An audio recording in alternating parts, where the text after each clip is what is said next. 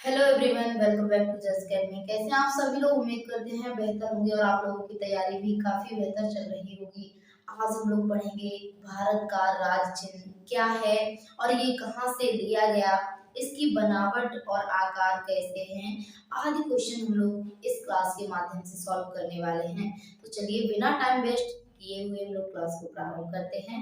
देखिए, क्लास में सबसे पहले हम लोग राज चिन्ह के बारे में जान लेते हैं कि राज चिन्ह क्या है और ये कहाँ स्थापित है। तो देखिए, भारत का राज चिन्ह सारनाथ में स्थापित सिंह स्तंभ है। कौन सा है? जो सारनाथ में सिंह स्थापित किए गए हैं उन्हीं को भारत का राज चिन्ह माना जाता है। अब आगे देख लेते हैं इसमें कि जो राज चिन्ह बनाया गया था इसको हमारे संविधान के द्वारा भारत के राज चिन्ह के रूप में कब अपनाया गया। देखिए, कोई भी हमारे देश के लिए, भारत देश के लिए कोई चीज बनती है या कोई एक नया नियम बनता है तो पहले वो संविधान में हमारा पारित किया जाता है, पास किया जाता है। उसके बाद उसे भारत का या राष्ट्र का घोषित किया जाता है। तो इसी प्रकार जैसे ही भारत का ये राज चिन्ह बना था तो इसको राज चिन्ह के रूप में कब स्वीकार किया गया था? तो देखिए, ये भारत सरकार के द्वारा राज चिन्ह के रूप में 26 जनवरी 1950 को स्वीकार किया गया। इतना याद रखना है कि जो भारत का राज चिन्ह है इसको संविधान सभा के द्वारा या भारत सरकार के द्वारा कब अपनाया गया था? तो 26 जनवरी 1950 को अपनाया गया।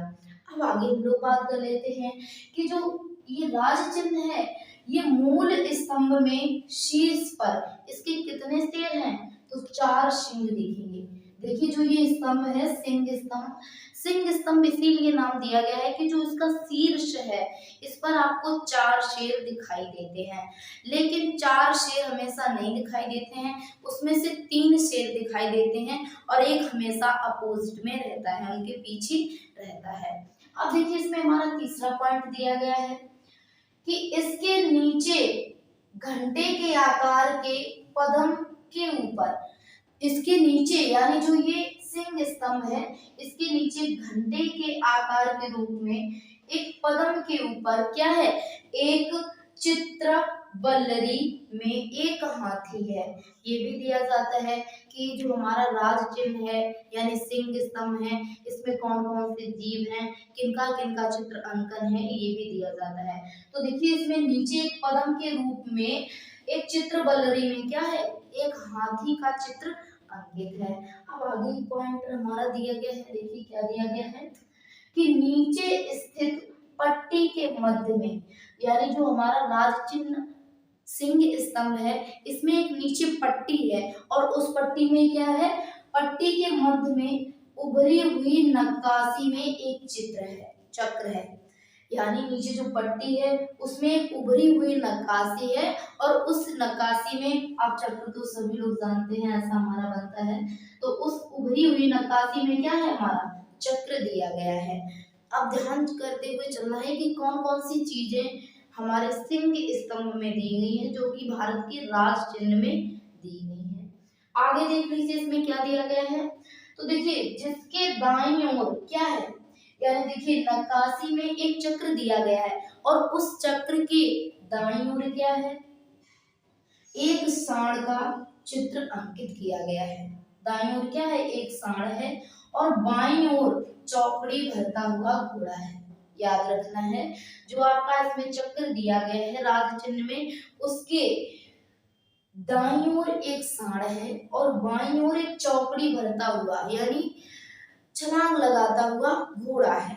अब आगे देखिए, इसमें हमारा दिया गया है, क्या दिया गया कि यह सिंह की उभरी हुई आकृति है और उसमें देखिए सिंह जो बने हैं उसमें से जो सबसे आगे फ्रंट पर एक सिंह है उसकी आकृति कुछ उभरी हुई है, जो सबसे आगे रहता है उभरी हुई आकृति है जिसके बीच में चक्र बना हुआ है।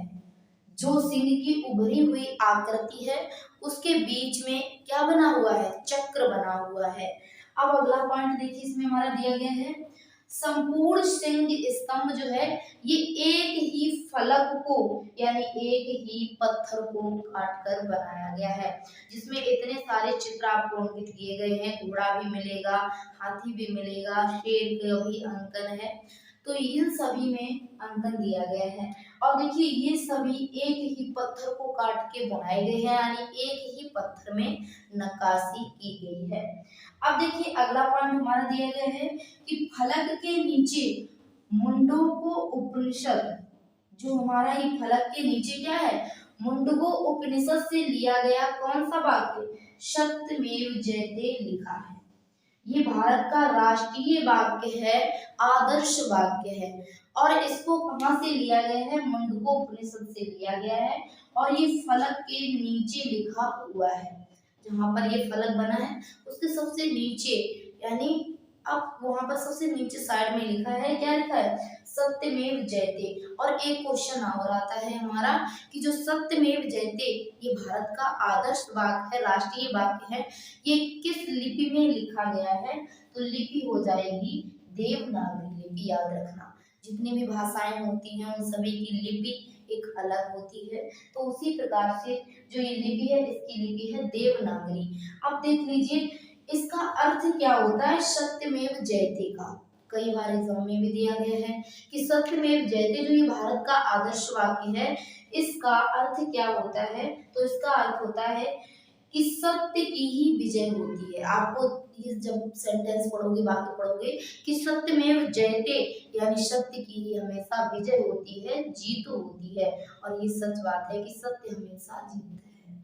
तो ये था भारत का राज चिन्ह, कब लिया गया, कहाँ से लिया गया और कब इसको राष्ट्र चिन्ह के रूप में घोषित किया गया, आदि जानकारी हमने आपको इस छोटी सी क्लास के माध्यम से करवाई है। तो आज की क्लास यहीं तक।